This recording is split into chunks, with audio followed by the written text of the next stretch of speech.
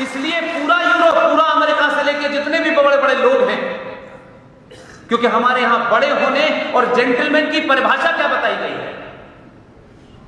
Gentleman मतलब tie, coat, pant, hat, चश्मा और अंग्रेजी। इन्हीं जेंटलमैन ने इस देश को गुलाम बनाया। ये जेंटलमैन नहीं है, ये जेंटलमैन जैसे कपड़े पहन के धूर्त मक्कार लोग हैं। इसलिए हमारे समाज में हमारे बच्चे को बताया गया, वो पैदा होने से पहले हजारों किस्से बॉम्बे और दिल्ली के अंदर हैं। घरों में सनातनी परिवार में बच्चे पैदा नहीं होते, उनका जन्म नहीं होता है, उससे पहले सेंट फिडेलिस में उनका एडमिशन का रिजर्वेशन हो जाता है। और सेंट तो हम ऐसे कहते हैं जैसे कोई अमेरिका से या इंग्लैंड से वर्ड आया था। उन्होंने अंग्रेजी में संत को सेंट कह दिया। अंग्रेजी पहले आई थी या संस्कृत पहले आई थी? तो भाई आपको किसने कहा कि गली गली मोहल्ले मोहल्ले जो आपने स्कूल बना रखे हैं सरस्वती कॉन्वेंट स्कूल? कभी कभी ऐसा लगता है अपना जूता उतार के अपने सर पे मारना। मैं इसलिए कह रहा हूं कि कुछ कुछ चीजों को समझेंगे तो शायद आपको लगेगा कि आपको क्या करना चाहिए था, क्या नहीं किया। लेकिन मैं बार बार पीछे जाकर रोना नहीं चाहता। मैं कहता हूं अगर आज से भी हमें यह बोध हो जाए कि हम क्या कर रहे हैं, किस लिए कर रहे हैं, हम प्राप्त क्या करना चाहते हैं, जीवन का लक्ष्य क्या है। यूरोप में इंस्टीट्यूशन ऑफ मैरिज नहीं था। ये जो शादी का जो इंस्टीट्यूशन है ये नहीं था। वहां की कल्पना ये थी कि एक पुरुष और एक महिला के बीच में उच्चतम सुख प्राप्त करने के लिए उनका मेल होता है। उनकी फिलॉसफी कहती थी कि एक आदमी और औरत के बीच में परम सुख प्राप्ति के लिए यह मिलन होता है। उसमें होने वाली, उत्पन्न होने वाली कोई भी बच्चा या बच्ची उस सुख को कम करती है।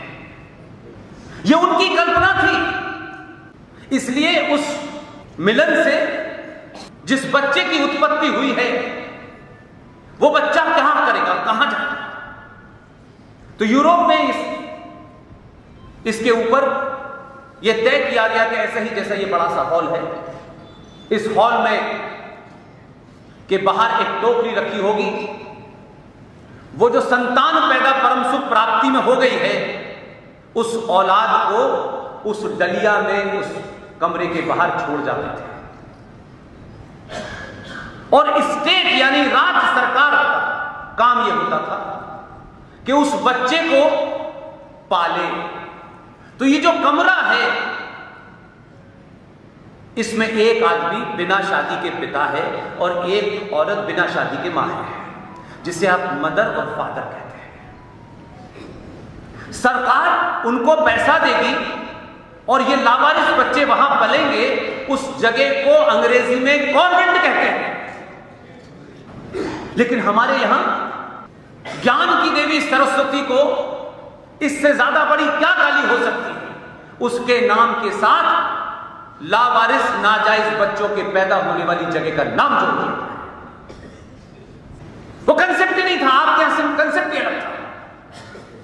आप अपने यहां के इतिहास को न पढ़े तो भी 1800 की दौर की बात है। मैकॉले ने जो भाषण दिए हैं इंग्लैंड के अंदर, वहां की पार्लियामेंट में, आज तो आपके पास सब कुछ है। कोई ऐसी चीज नहीं है जो आपके हाथ में ना हो।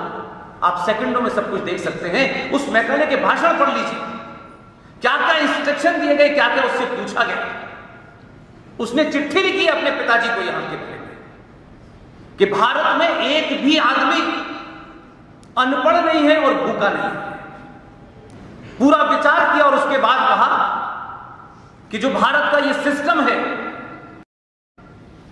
जो किसी सरकार ने तय नहीं किया था, इस सिस्टम को तोड़ो। और उस सिस्टम का नाम था गुरुकुल। आज कहीं गुरुकुल नाम का शब्द ढूंढे से नहीं मिलता है। जिस सभ्यता में आचार्य चाणक्य पैदा होता हो, वहां आज कौन पैदा हो रहा है? मुझे शर्म आती कहते हैं। लिहाजा आप जब बदलना शुरू करते हैं। अपने घर के कैलेंडर पे अचकन पहने हुए सफेद वाली गुलाब का फूल लगाए एक आदमी की तस्वीर हटा देते हैं, तो यकीन मानिए, पूरी ईमानदारी के साथ कह रहा हूं, ये किसी व्यक्ति विशेष के ऊपर टिप्पणी नहीं है, ये एक सोच है, ये एक विचार है जिसको खत्म करने की बात है। हर आदमी में बहुत खूबियां होती हैं और हर आदमी में कोई खूबी नहीं होती, ये भी नहीं मानता मैं, लेकिन जिसकी किसी खूबी से राष्ट्र तबाह हो गया हो, उसमें हजार भी खूबी हो, बेकार है। हमारे देश में कभी किसी ने सवाल नहीं उठाया नेताजी सुभाष चंद्र बोस कौन थे भाई, उसका कसूर क्या था, सावरकर का क्या कसूर था, छत्रपति शिवाजी का क्या कसूर था, जो इस देश की आजाद भारत की सरकार ने एक फ्रॉड, ये बात कोई भारत में कहेगा नहीं, बड़े अपॉलिस्टिक लोग हैं, लेकिन तथ्यों के साथ कहते रहिए, जगह जगह गांव गांव ये बात पहुंच रही है। एक शख्स मक्का में पैदा हुए, 1888 में पैदा हो गए, 1902 में भारत आ गए और इतने महान, न स्कूल गए, न कॉलेज गए, न विश्वविद्यालय गए, और उस दौर में, इसलिए मैंने कहा कि उस दौर के जो विजनरी लोग थे वो कितने समझदार थे, क्योंकि उनको विजनरी रहना था तो चारों तरफ मूर्खों को बिठा के रखा। डॉक्टर राजेंद्र प्रसाद मौजूद थे, राधा कृष्ण जैसे लोग मौजूद थे, जिनके नाम पे आज 5 सितंबर को आप टीचर्स डे मनाते हैं।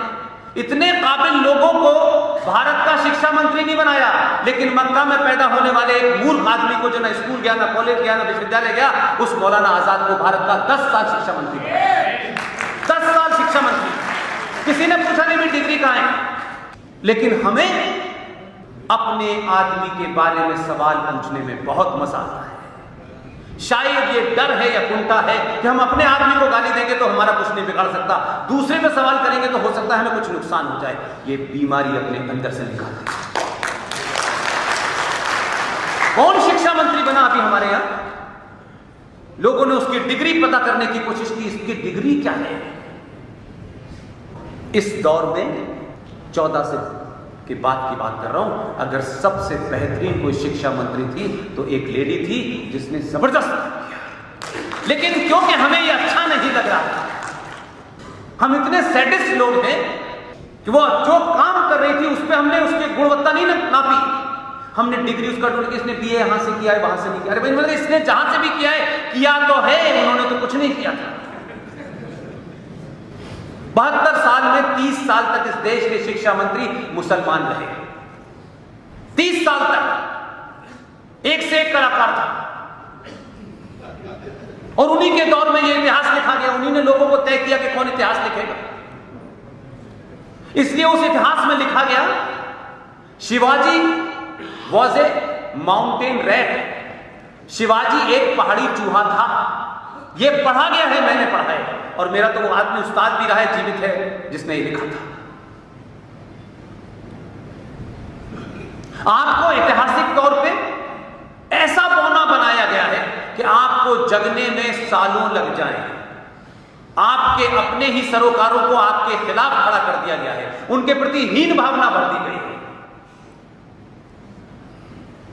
इसलिए आपकी पहली सफलता थी कि आपने सामूहिक तौर पर यादव, बनिया, ठाकुर होकर वोट नहीं दिया। पहली बार भारत के इतिहास में आपने हिंदू